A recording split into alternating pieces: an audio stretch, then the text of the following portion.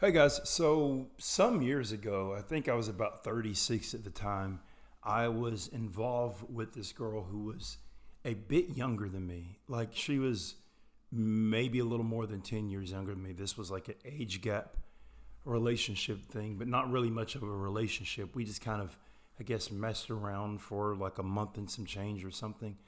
And at one point, for about a week, she stayed with me because she was in between moving from one place to another, right? And she gave me something that I've never been able to get rid of. That periodically comes back and reminds me of possibly a very terrible decision I made. And I'm not talking about herpes, because I think herpes, from what I understand, maybe flares up every so many months or years or something like that. This is arguably worse because where herpes, you'll have kind of this period of, I guess, where you're not affected by it. You have this period of respite where you can not be affected by it. This thing probably comes into my thoughts maybe every day, maybe several times a day. Sometimes if I'm lucky, it'll go a few days, but usually several times a day. So I come home and she's like, "Hey, have you heard about this movie?" And she mentions this movie, and I'd never heard of it. I never heard of it. And in hindsight, I never even heard of the guy who made the movie. Since then, I've seen I think all of his movies.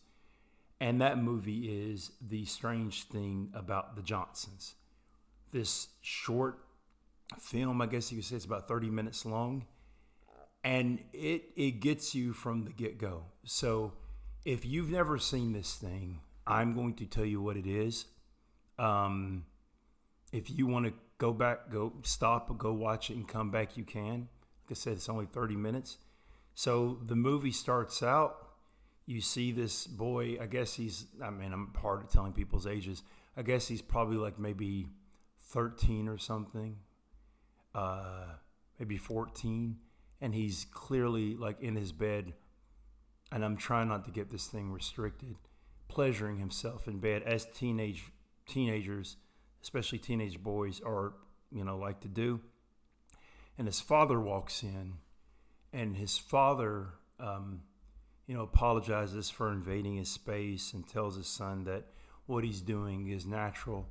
The thing I'm leaving out is that when the boy is doing this, he's holding his picture. And he immediately hides the picture from his father. And his father goes in this whole thing and he says, "Son, what you're doing is natural. Don't feel bad." He apologizes and don't feel, dirty and he leaves. And at this moment, you're like, man, that is either a you could interpret that interaction two ways. You could interpret it as maybe the father is some type of groomer, and that was the purpose of his father having that conversation to kind of lead to other things, that his father has some type of ill intent. Or you could think of that as his father really being that kind of an open-minded, understanding, loving father. I'll go with the latter. So the father leaves, he kisses him and they walks out. And then you see that the son is holding a picture of his father. The son was pleasuring himself to a picture of his father in, I guess, what was in a bathing suit, because he's shirtless, if I remember correctly. So then the movie cuts back, or jumps ahead. Well, first of all, they before it cuts back, they show the family. So the family is the father, the son, and the mother, and they're taking a family picture. And while they're trying to take the family picture, the son keeps looking at his father, staring at his father. And the photographer is trying to get the son to look forward, and the son is definitely giving his father "F me" eyes the entire time, making the father feel uncomfortable. So then it flash forwards or whatever so many years. The son's at his wedding. The father has this beleaguered look on his face, and the son, when they're taking the family pictures where the bride and the groom are together and the bride and groom's family are together, you see where the son just grabs a big nice handful chunk of his dad's ass, and later on he basically forces himself onto his father. I'm going to leave it at that, right? So that was the movie, and I'm going to leave it at that because it's a 30-minute movie. Watch it. It just so basically so this is what was going on with this movie, because when I do these things, whenever I make these videos, what do I think of this movie? I don't know what to think of this movie. I think this is one of these movies that fall into the category of it really disturbed you. And the funny thing is like there are movies that really they're like try hard movies, like we're going to disturb you, right? And then there's this, like the three Human Centipede movies, with the exception of the third one, which is just silly and campy, are try hard movies. They're trying to disturb you. A Serbian film, in my opinion, is trying to disturb you. It's a try hard movie. There's the I cannot remember the name of it, where it's like so and so's missing. I'll probably get this in the comment section. It's where the girl ends up missing because she meets with some guy. It's a bad found footage movie, and then her friend tries to find her, and what that movie is trying too hard to disturb you. A movie that's not trying too hard to disturb you, but definitely I think has disturbed an entire generation, if not multiple generations. Kids, I think kids maybe not trying to disturb, but trying to be a quote unquote wake up call. And this movie wasn't trying to be a wake up call. The strange thing about the Johnsons, it disturbed people. Not trying to be a wake up call. Not trying to be. I don't know if it's like what lesson there is to be of that. If your son is looking, dads, if your son is looking at you like he wants to, like you're a steak, then you need to beat his little ass in before he tries to force himself on you. I don't know what lesson there is to make of this movie. And the thing about these like very disturbing movies, not the fake disturbing movies. The fake disturbing movies are where people get together and like, guys, we're gonna go watch the Human Centipede. Ooh. No, the real disturbing movies are like The Ring film, where it's like, hey, have you heard about that movie that'll kill you in 7 days? That's the way my friend and I ended up watching Kids. It was really, hey, it was coming on like IFC or something. No, that wasn't it. That's how we saw Gummo. How we saw Kids was his mother found the thing at a flea market, saw the movie was called Kids, asked her son, say, hey, there's a movie called Kids. And my friend was like, I've heard about this junk. I got to watch it. We got to get to, have you heard about that movie where everybody gets AIDS? That was Kids. And then afterwards, we're just sitting there silently like, wow, that was a thing we did. We can't unwatch that. This is that, but cranked up, where you're watching this. And the thing is, it's like the cinematography, the color, it's such a well shot film. It's such a pretty film. It has the same cinematography. So first of all, the director of this movie is Ari Aster. If you don't know who Ari Aster is, he did Midsummer. I'm doing these all out of order. Hereditary. These are the orders. Hereditary, Midsummer, and Beau is Afraid. So the man, his cinematographer and him can do beautiful film. And if I'm pretty sure it's the same cinematographer that at least worked on Midsummer and Hereditary. I don't think it's the same cinematographer who worked on Beau is Afraid. So the movie it's a beautiful film. It looks like it looks like a David Lynch, Blue Velvet, Mulholland Drive, beautiful film. But where David Lynch makes movies where it's like it's this strange dream logic, and sometimes it ventures into nightmares, this movie is kind of like instead of going into the dream logic nightmares of maybe being on a bad acid trip, this is just straight up angel dust. This is the wildest movie. And the other thing with this movie is, so the thing about Ari Aster and themes that are through all of his movies are generational trauma. Think about it. So spoilers here, whatever, if you haven't seen these, not too much spoilers, but spoilers. Hereditary, generational trauma. There's the explicit generational trauma caused by the grandmother joining this, I guess, seemingly cult, and also the implications of the abuse that she may have, or neglect she may have put upon her daughter. There's the trauma that we see the main character in Midsommar from her family and her sister. A lot of unspoken stuff there.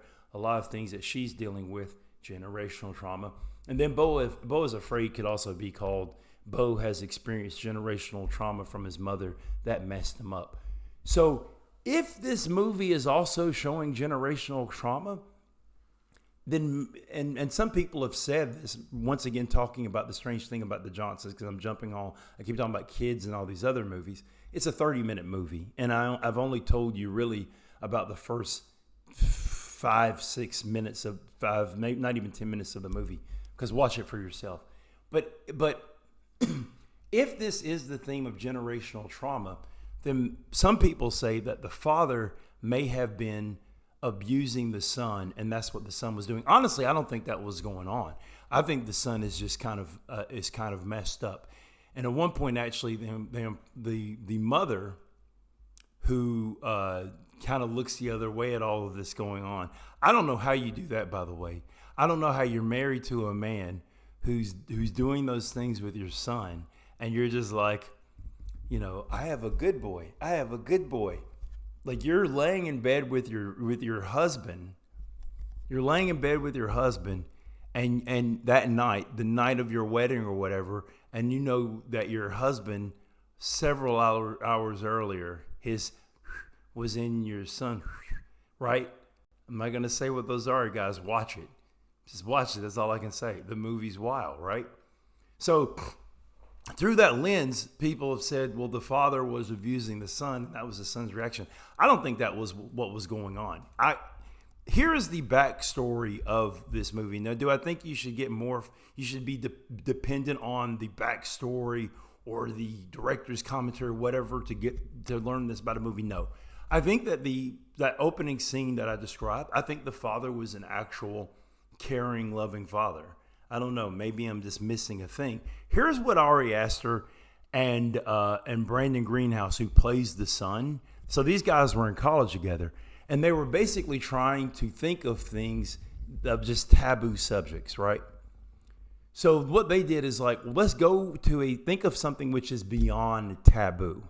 Because for something to be taboo, it has to be something that you imagine, something that is in the world that we've contemplated, that it's just a thing that should not be done, right? That could be anything from like, you don't date your sister, you don't date your cousin, you don't eat from the toilet. I don't know, guys, come on. If I have to get gross, you guys get it. But they're like, let's think of something. What can we think of that is so far to the extreme that is something that people wouldn't even consider? And because people wouldn't even consider it, it doesn't even fall under taboo. So, yeah, this movie, it's